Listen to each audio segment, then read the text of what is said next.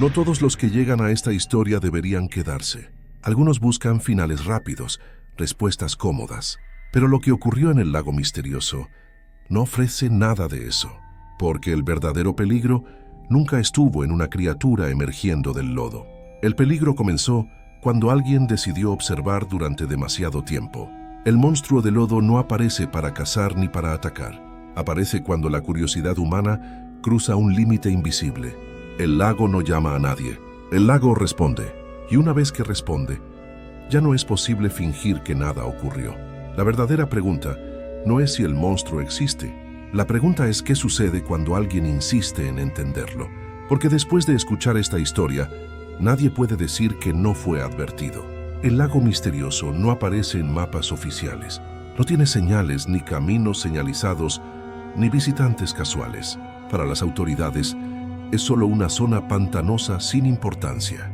Para los habitantes más antiguos, siempre fue algo distinto. No un lugar peligroso, un lugar atento. A simple vista, el lago parece común. Agua oscura, lodo espeso, vegetación irregular. Pero quien permanece ahí el tiempo suficiente, nota que algo no encaja.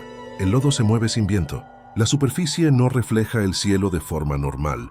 Durante años, ocurrieron incidentes pequeños que nadie quiso conectar. Animales desaparecidos, embarcaciones vacías. El primer error fue pensar que el lago era solo un lago.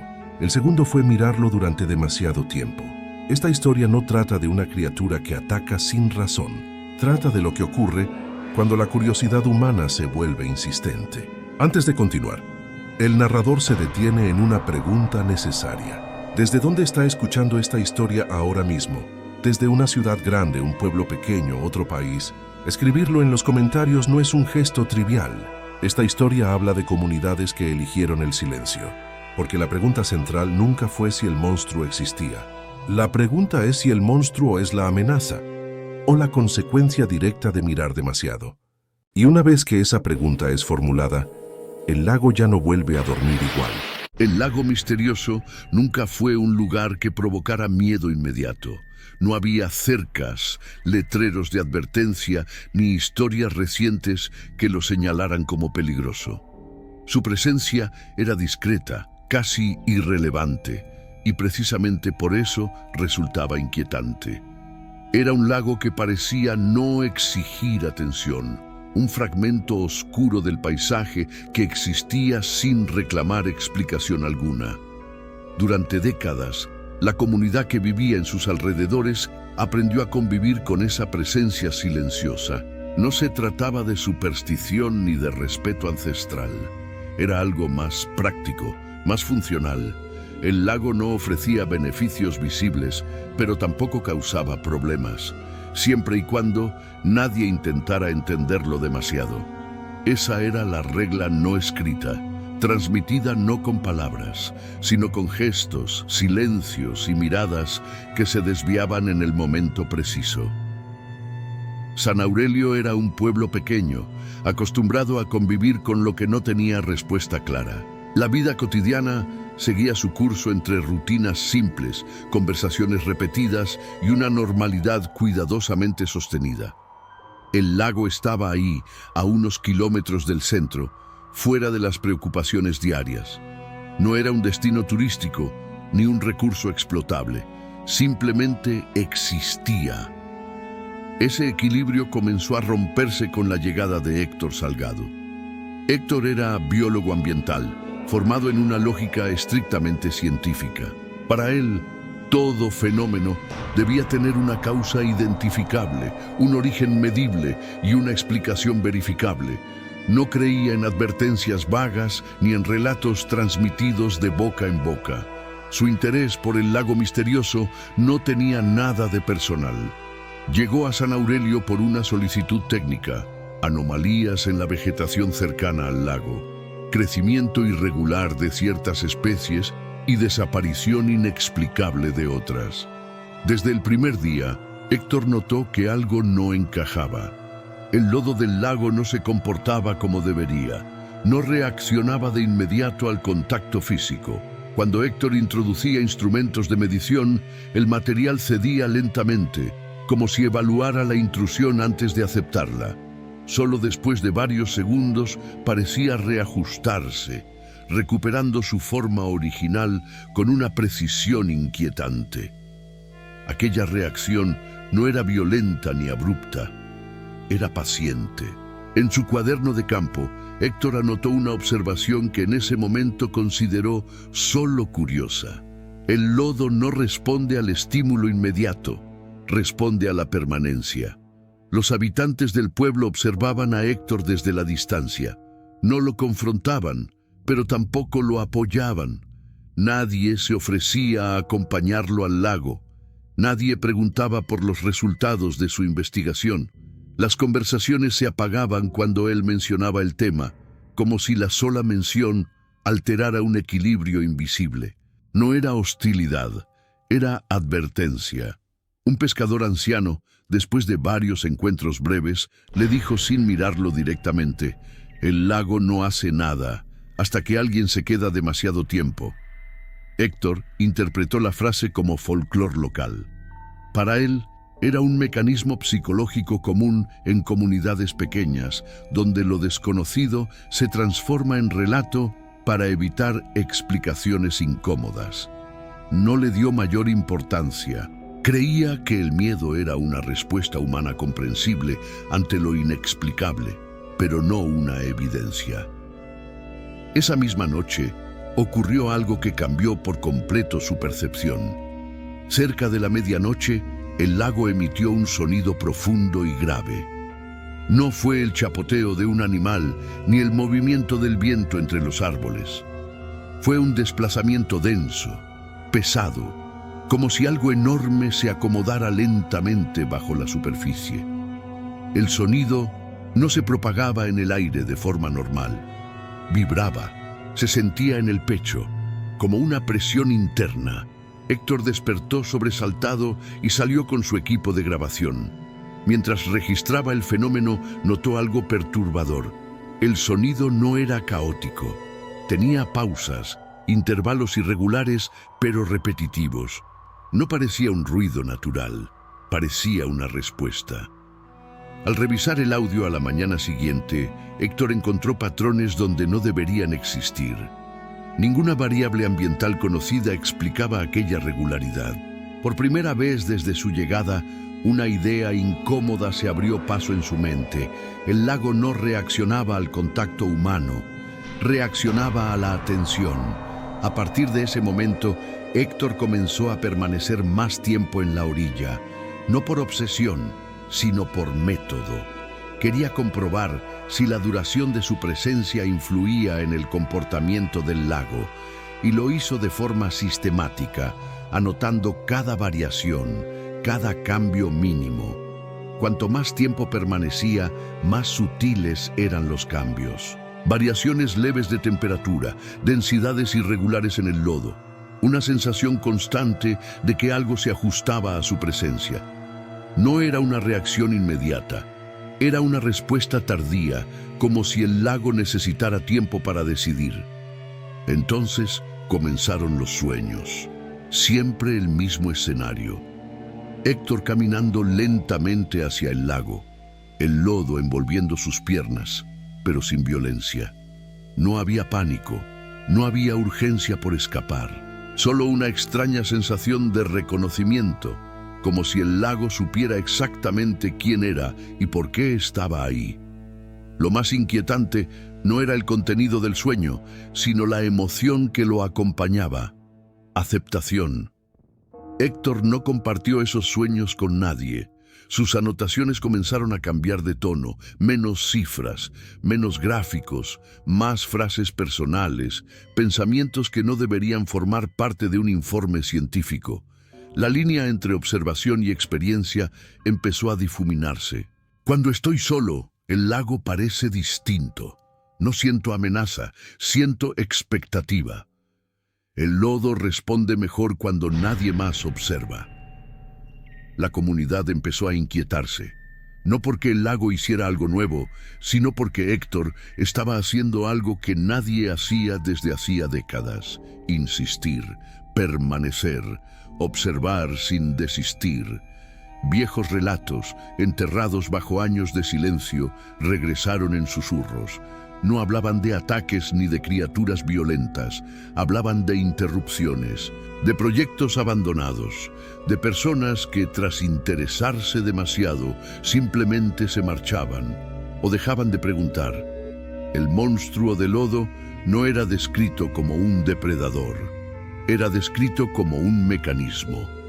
La noche de la desaparición de Héctor fue inquietantemente tranquila. No hubo gritos, no hubo testigos. Su embarcación fue encontrada a la mañana siguiente flotando en el centro del lago. El motor estaba apagado, sus equipos intactos. No había señales de lucha, solo marcas profundas en el lodo alrededor del bote, como si algo hubiera emergido lentamente, observado y decidido. En la cabaña de Héctor, su cuaderno permanecía abierto sobre la mesa.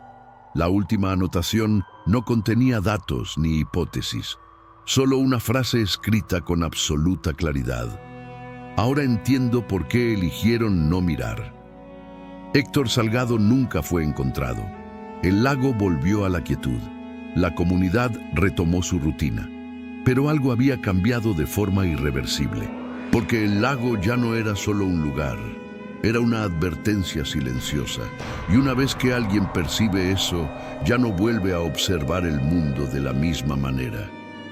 Después de la desaparición de Héctor Salgado, el lago misterioso volvió a su estado habitual.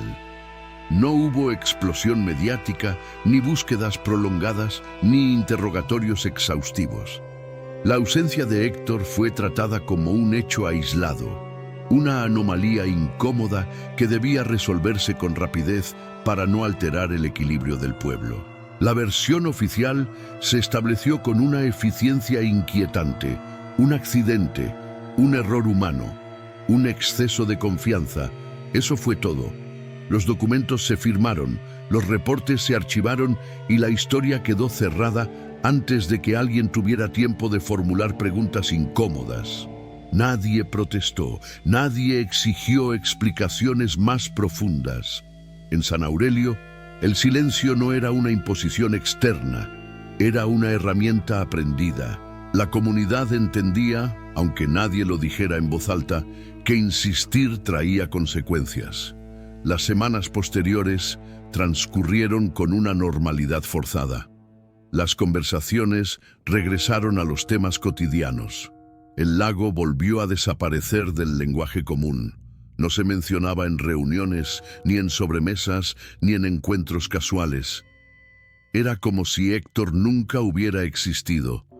Pero el silencio no es vacío, es estructura. Meses después, Lucía Rentería encontró el cuaderno de Héctor de la manera más inesperada. No estaba buscando nada relacionado con el lago. Era profesora de secundaria y había sido asignada a revisar materiales olvidados en una antigua aula que funcionaba como depósito. Entre libros viejos y cajas cubiertas de polvo, encontró un cuaderno con anotaciones técnicas, fechas y esquemas que no pertenecían a ningún plan escolar. Reconoció el nombre en la portada: Héctor Salgado. Lucía no había tenido una relación cercana con él. Apenas intercambiaron algunas conversaciones formales. Sin embargo, su desaparición siempre le había resultado extrañamente rápida, demasiado conveniente. Al abrir el cuaderno, no buscaba respuestas, solo curiosidad. Eso fue suficiente. Desde las primeras páginas, Lucía notó algo perturbador. Las anotaciones no seguían un patrón lineal. Comenzaban con observaciones científicas claras, pero poco a poco se transformaban en reflexiones personales. Héctor no parecía perder la razón. Parecía estar entendiendo algo que no sabía cómo explicar del todo. Lucía leyó durante horas. La inquietud no provenía de teorías sobrenaturales, sino de la coherencia interna del pensamiento de Héctor. Cada anotación se conectaba con la siguiente. No había contradicciones evidentes, solo una progresión incómoda, como si la lógica misma estuviera llevándolo hacia un punto que no quería aceptar. Una frase llamó su atención de inmediato. El lago no responde al movimiento, responde a la intención sostenida. Lucía cerró el cuaderno y lo dejó sobre la mesa. Por primera vez, sintió algo que no supo nombrar. No era miedo. Era una sensación de advertencia tardía. Durante los días siguientes, Lucía intentó hablar con algunos habitantes del pueblo. No preguntó directamente por el lago. Comenzó con Héctor, con su investigación, con los últimos días antes de su desaparición. Las respuestas fueron evasivas, casi mecánicas. Fue un accidente, repetían. No hay nada más que decir. Es mejor no remover eso. Un hombre mayor, después de escucharla en silencio, dijo algo que se le quedó grabado. Hay cosas que no se investigan porque funcionan. Lucía entendió que no estaba enfrentándose a la ignorancia, sino a un acuerdo tácito. El silencio no era producto del desconocimiento, sino de una decisión colectiva. San Aurelio había aprendido a convivir con aquello que no tenía explicación clara, siempre y cuando no interrumpiera la vida cotidiana.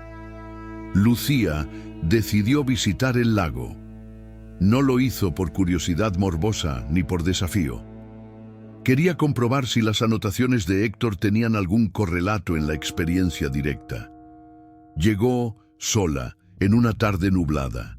El lugar parecía exactamente como lo describían: quieto, oscuro, aparentemente inofensivo. Durante los primeros minutos no ocurrió nada. Lucía permaneció de pie en la orilla, observando la superficie inmóvil del agua. No tocó el lodo, no se movió, simplemente permaneció. Y entonces ocurrió algo sutil, casi imperceptible. Una sensación de presión. No provenía del entorno, sino de su propio cuerpo, como si el aire se volviera ligeramente más denso, como si algo respondiera a su decisión de quedarse. Lucía recordó las palabras de Héctor: la permanencia. En ese instante comprendió algo esencial. El lago no necesitaba reaccionar de forma violenta. Su efecto era psicológico. No atacaba, evaluaba. Lucía se alejó sin correr. No hubo sonido, ni movimiento evidente, ni señales visibles. Pero la experiencia fue suficiente para alterar su percepción. A partir de ese día, ya no pudo pensar en el lago como un simple accidente geográfico. Comenzó a revisar archivos antiguos, documentos municipales, registros de proyectos abandonados, referencias a estudios inconclusos. El patrón se repetía una y otra vez. Investigaciones iniciadas y detenidas sin explicación clara. Personas que, tras interesarse demasiado, abandonaban el pueblo o cambiaban radicalmente de tema. El monstruo de lodo no aparecía en ningún documento oficial, pero su función era evidente. No era una criatura que cazara, era un sistema que interrumpía procesos. Lucía comprendió que la comunidad no era una víctima pasiva. Había aprendido a colaborar con el sistema porque ofrecía algo valioso: estabilidad.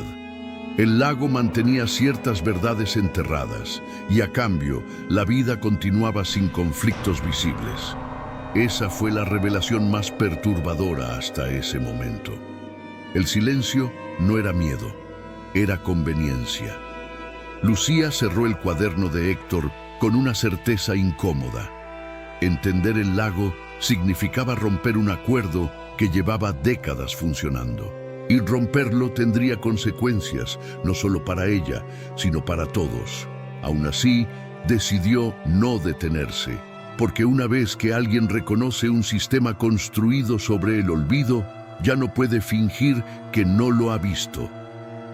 Lucía Rentería descubrió que el verdadero peligro del lago misterioso no residía en acercarse físicamente a él, sino en seguir pensándolo cuando ya no estaba ahí. Después de su primera visita, algo se había desplazado de manera irreversible en su percepción. El lago dejó de ser un lugar y se convirtió en una presencia mental constante, una idea que regresaba una y otra vez, incluso en los momentos más triviales del día. Intentó continuar con su rutina: clases, evaluaciones, reuniones escolares, conversaciones superficiales con colegas. Todo parecía normal desde afuera. Sin embargo, por dentro, Lucía sentía que su mente había cruzado un límite invisible. Cada pensamiento, cada silencio prolongado la devolvía al mismo punto. El lago no reaccionaba al contacto, ni al ruido, ni siquiera a la curiosidad momentánea. Reaccionaba a la intención sostenida. Eso lo hacía infinitamente más peligroso. Lucía volvió a leer el cuaderno de Héctor con una atención distinta. Ya no buscaba datos técnicos, buscaba señales de advertencia que él no hubiera sabido interpretar a tiempo. Entre páginas manchadas de humedad y anotaciones apuradas, encontró una frase que antes había pasado desapercibida. El lodo no se activa para defenderse, se activa para interrumpir procesos. Lucía cerró el cuaderno lentamente. Esa frase reorganizó todo. Si el lodo interrumpía procesos, entonces no reaccionaba por instinto, sino por función. No protegía el lago, protegía algo más grande. Comenzó a entrevistar, con extrema cautela, a los habitantes más antiguos de San Aurelio. No preguntaba directamente por el monstruo ni por el lago. Hablaba del pasado, de proyectos olvidados, de cambios que nadie parecía recordar con claridad. La mayoría evitaba profundizar. Otros fingían no entender a qué se refería, hasta que habló con don Eusebio. Don Eusebio llevaba más de 70 años viviendo en el pueblo.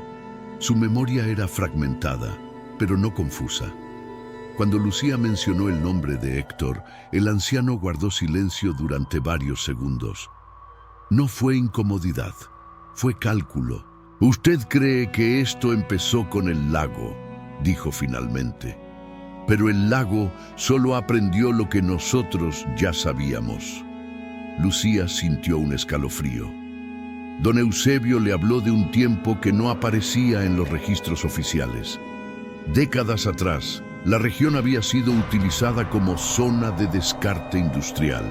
Residuos químicos, experimentos inconclusos, decisiones tomadas lejos de allí, por personas que jamás pisaron el lodo que dejaron atrás.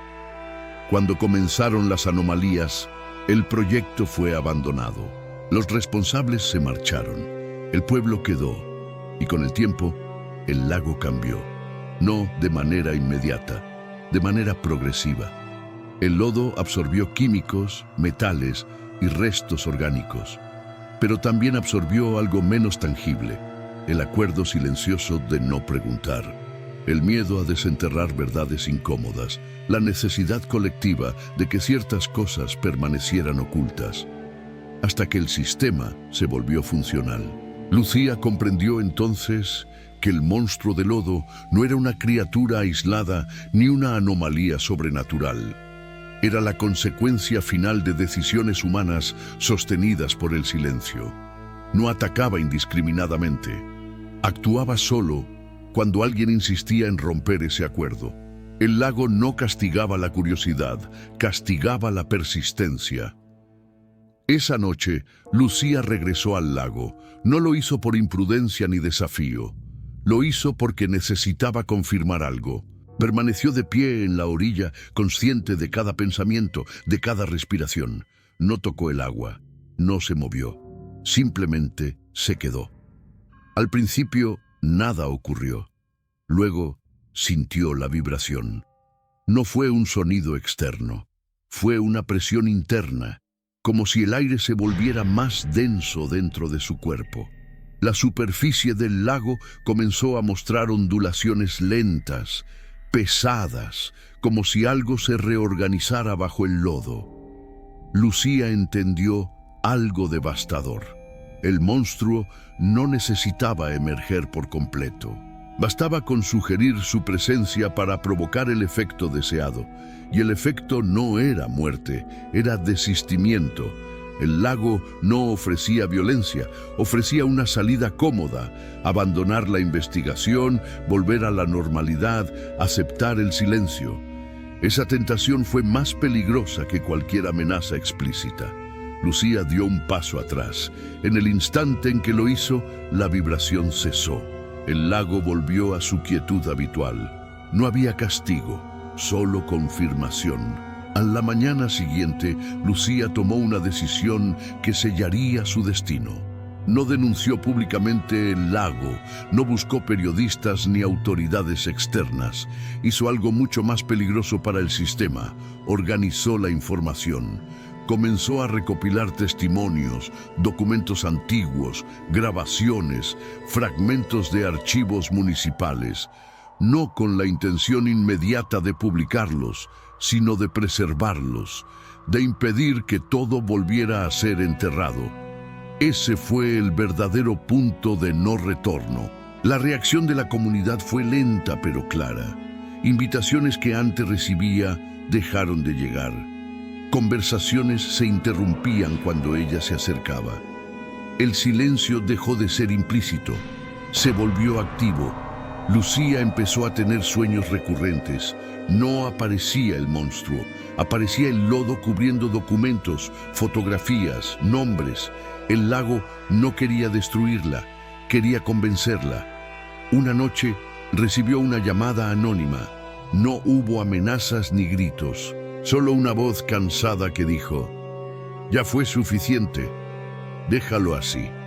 Lucía colgó sin responder. Comprendió entonces la revelación más perturbadora hasta ese momento. El monstruo de lodo no protege secretos antiguos, protege la continuidad del olvido. Y cuando alguien decide no olvidar, el sistema entra en su fase final. Lucía sabía que no había marcha atrás. Lucía Rentería comprendió que el sistema no necesitaba destruirla para ganar.